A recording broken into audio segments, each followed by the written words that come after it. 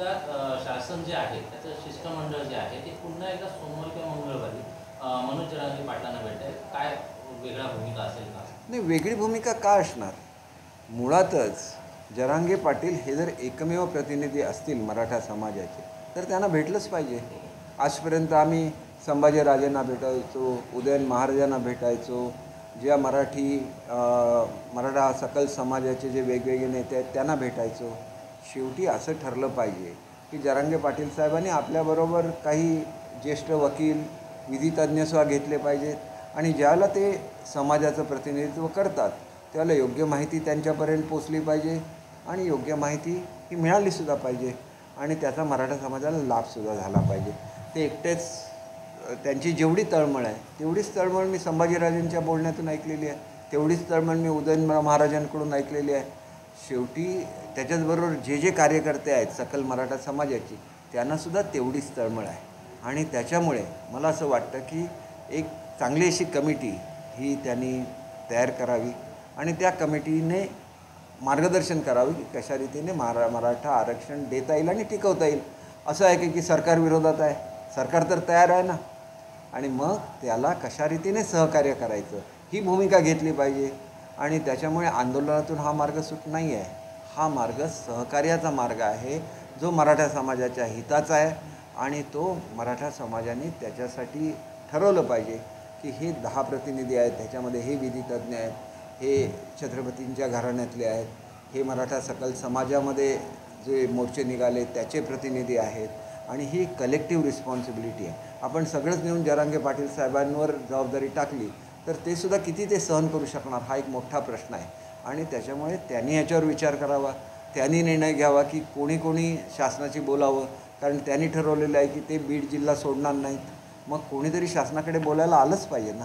मग ते कोण लोक असतील जे शासनाला मार्गदर्शन करतील? नाहीतर उद्या असं सुद्धा सांगितलं जाईल की शासनाने सहकार्य नाही घेतलं, शासनाने ABCD काय करायचं शासनाला सांगा आणि शासनाने ते नाही केलं तर मग एक लक्षात घ्या, शिंदेसाहेबांनी स्वतः छत्रपती शिवाजी महाराजांची शपथ घेतलेली आहे आणि छत्रपती शिवाजी महाराजांची शपथ खोटी कोणच घेऊ शकत नाही आणि शिंदेसाहेबांसारखा जाज्वल्य लढा देणारा मराठा समाजाचा नेता कधीच घेऊ शकत नाही. एवढे मी महाराष्ट्रातल्या सगळ्या तमाम जनतेला सांगू इच्छितो. म्हणून आम्ही आमची जबाबदारी पार पाडू, तुम्ही तुमची जबाबदारी कशी पार पाडणार हे आरक्षण मिळवण्यासाठी हे सुद्धा ठरलं पाहिजे.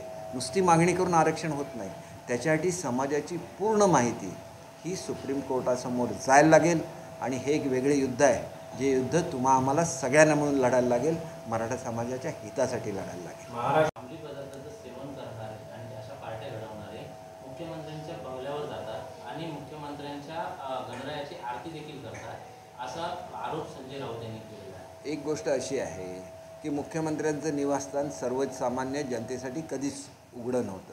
सर्वसामान्य जनता ज्या वेळेला गणरायाच्या दर्शनाला येते त्याला कोणी यावं आणि कोणी जावं ते काय प्रत्येकाची चौकशी होऊ शकत नाही आणि पोलिसांचा एखादा रिपोर्ट असेल की हा मनुष्य गुन्हेगार आहे त्याला अडवलं जाणार. परंतु जोपर्यंत तो गुन्हेगार आहे असं सांगितलं जात नाही तोपर्यंत सर्वच लोक सर्वसामान्य आहेत असंच गृहीत धरून सर्वांना एंट्री दिली जाते. आता मी शिक्षण खात्याचा मंत्री किंवा मुंबईचा पालकमंत्री म्हणून फिरत असतो, माझ्यावर शेकडो लोक फोटो काढतात, प्रत्येकजण मला थांबवतो, माझ्यावर सेल्फी घेतो, माझ्यावर ग्रुप फोटो घेतो. मला माहिती असतं का त्यांची नावं तरी माहिती असतात का? यांना अति हुशार लोक कशी असतात ते स्वतः संपादक आहेत, त्यांनी समजलं पाहिजे की असं स्क्रीनिंग करणं शक्य नसतं. फक्त पोलीस डिपार्टमेंटकडे गुन्हेगार म्हणून ज्यांची नोंद आहे आणि तशी नोंद त्यांची जर पूर्वी झालेली असली आणि त्या पोलिसांनी जर मुख्यमंत्र्यांच्या यंत्रणेला कळवलं नसेल तर मग त्या अधिकाऱ्यावर कारवाई करता येईल. नाहीतर मग कळणार कसं? अहो ते वर्षा बंद करून आतमध्ये राहणारे मुख्यमंत्री नाही, ते जनतेला भेटणारे मुख्यमंत्री आहे. एवढं जरी राऊतांनी समजून घेतलं तरी खूप आहे असं मला वाटतं. सरकार स्थापन केलं आणि सर्व काही जे आज भाजपबरोबर आहेत ते फक्त ईडीची चौकशी थांबवण्यासाठी आहेत आणि ही महाराष्ट्रात नौटंकी सुरू आहे असं संजय राऊत म्हणतात. नौटंकी रोज सकाळी 9 वाजता असते हे पूर्ण महाराष्ट्राला माहिती आहे आणि त्याच्यामुळे मला एवढंच सांगायचं की मला कोणाचा अपमान करायचा नाही आहे, स्वतःच्या लोकांना बोलायचं नाही, स्वतःच्या जनतेला विचारायचं, जनतेच्या प्रश्नाला विचारायचं आणि ज्या वेळेला लोकप्रतिनिधी सोडून जातात त्यावर त्यांच्यावर घाणेरडे आरोप करायचे, याच्या पलीकडे काही झालेलं नाही आहे. धमक्या देऊन बघितलं, मारण्याच्या धमक्या दिल्या, प्रेतं पोचतील म्हणून सांगितले. महाराष्ट्राची जनता विसरणार आहे का? महाराष्ट्राची जनता सुजाण आहे. सगळ्यांची मेमरी अत्यंत शाबूत आहे. तुम्ही कोण आहात महाराष्ट्राची जनता ओळखते. मग गेल्या वर्षभरामध्ये शासनाने जे निर्णय घेतले ते तुम्ही का घेऊ शकला नाही, याचं उत्तर तुम्हाला शासनाला द्यायला लागेल. आणि म्हणून असं असतं की आपण एकतर काम केलं पाहिजे, मंत्रालयात गेलं पाहिजे, लोकांना भेटलं पाहिजे, लोकांचे प्रश्न सोडवले पाहिजेत, आणि हे आपण करू शकलो नाही. आणि दुसरं असं आहे की राजकारण हे जनतेसाठी असतं, परंतु त्याच्याबरोबर विचारधारा ही पक्षासाठी असते. आणि ज्या दिवशी आपण पक्षाची विचारधारा सोडतो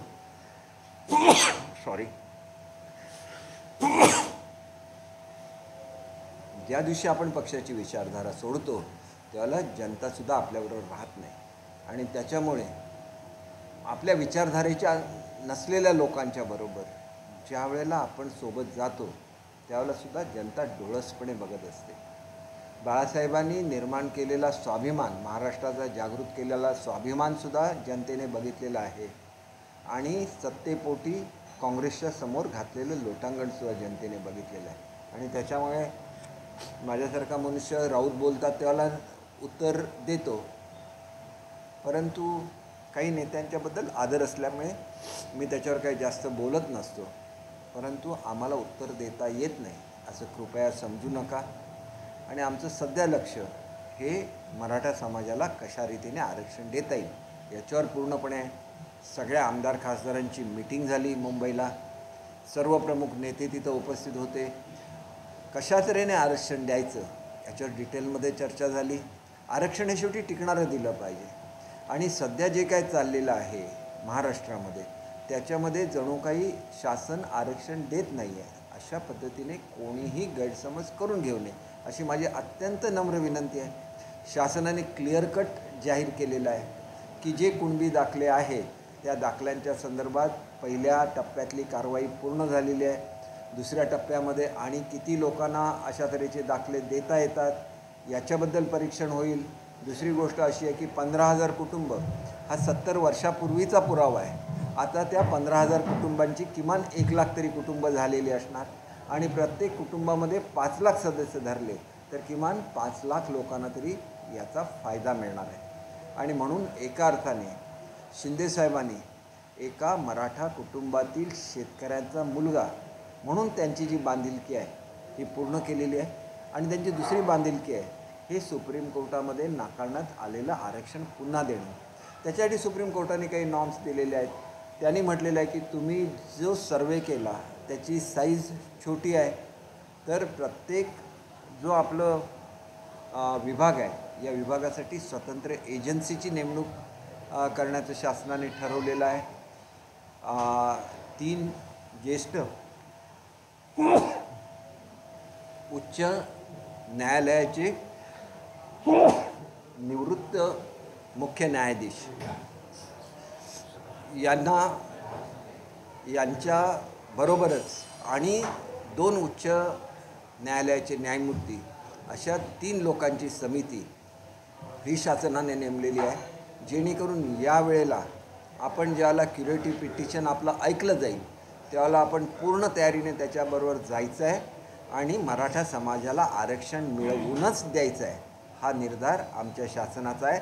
आणि शासनाने आरक्षण द्यायला कधीही नकार दिलेला नाही. ही गोष्ट प्रत्येकाने लक्षात ठेवलं पाहिजे. आज ज्या प्रकारे आंदोलनं चालतं आहे त्याचा अर्थ असा एक निघतो की शासन तयार नाही परंतु म्हणून आंदोलनं चालली आहेत. तर शासन ज्यावेळेला तयार असतं त्यावेळेला शासनाला अधिकची माहिती कशी देता येईल याच्यासाठी सगळ्यांनी सहकार्य दिलेलं आहे. सुप्रीम कोर्टाने काय म्हटलेलं आहे की हा सुधारलेला समाज आहे, याच्यामधले अनेक मुख्यमंत्री झालेले आहेत, पण आपल्याला हे सुद्धा सिद्ध करून दाखवायला लागेल की आम्ही राजकीय आरक्षण मागत नाही आहे. आम्ही कुठलं आरक्षण मागतो आहे? आम्ही आरक्षण मागतो आहे ते शिक्षणामध्ये आरक्षण मागतो आहे, आम्ही नोकऱ्यांमध्ये आरक्षण मागतो आहे. आणि त्याच्यासाठी मराठा समाजाच्या किती शेतकऱ्यांनी आत्महत्या केला आहे त्याचीसुद्धा आकडेवारी गेली पाहिजे सुप्रीम कोर्टासमोर. मराठा समाजाचे किती लोक माथाडी कामगार आहेत त्याची आकडेवारी गेली पाहिजे. किती लोकांच्या जमिनीचे तुकडे झाल्यामुळे ते अल्पभूधारक झालेले आहेत त्याची आकडेवारी गेली पाहिजे. आणि ह्याच्यासाठी आंदोलनं करण्यापेक्षा खरी माहिती आयोगासमोर कशी येईल याच्यासाठी प्रत्येक मराठा समाजाच्या जो सदस्य आहे त्यांनी ठरवलं पाहिजे की मी ही माहिती गोळा करायला सहकार्य करेन.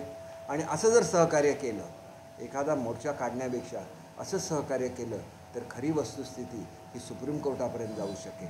शासनाची जी मनोमन तळमळ आहे, मुख्यमंत्र्यांची जी मनोमन तळमळ आहे, उपमुख्यमंत्री महोदयांची जी मनोमन तळमळ आहे, ही तळमळ पूर्ण होऊ शकेल.